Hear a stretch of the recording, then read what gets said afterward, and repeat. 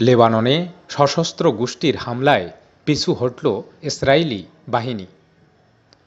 লেবাননের একটি গুরুত্বপূর্ণ পাহাড় থেকে পিছু হটতে বাধ্য হয়েছে দখলদার ইসরায়েলের সেনারা। তায়ার নামক অঞ্চলের আল বায়াদায় ইসরায়েলি ট্যাঙ্ক লক্ষ্য করে আজ রোববার বেশ কয়েকটি ট্যাঙ্ক বিধ্বংসী মিসাইল ছোড়ে হিজবুল্লাহর যোদ্ধারা। এরপর সেখান থেকে ইসরায়েলি বাহিনী সরে যায়।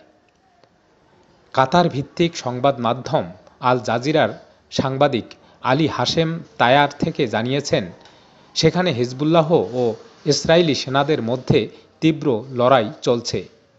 তিনি বলেছেন, তায়ারের আল বায়াদা পাহাড়ে ইসরায়েলি ট্যাঙ্কের অবস্থান লক্ষ্য করে একাধিক ট্যাঙ্ক বিধ্বংসী মিসাইল ছোড়ে হিজবুল্লাহ।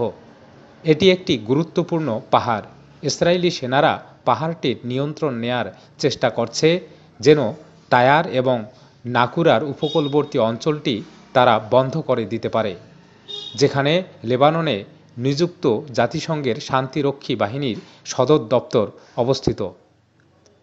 এই সাংবাদিক আরও জানিয়েছেন, গত কয়েকদিন ধরেই গুরুত্বপূর্ণ ওই পাহাড়টিতে লড়াই হচ্ছিল, কিন্তু আজকে ট্যাঙ্ক বিধ্বংসী মিসাইল ছোড়ার পর ইসরায়েলিরা আর টিকতে না পেরে সেখান থেকে চলে যায়।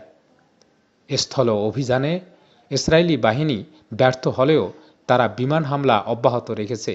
তায়ার লক্ষ্য করে ইসরায়েল আজও বিমান হামলা চালিয়েছে।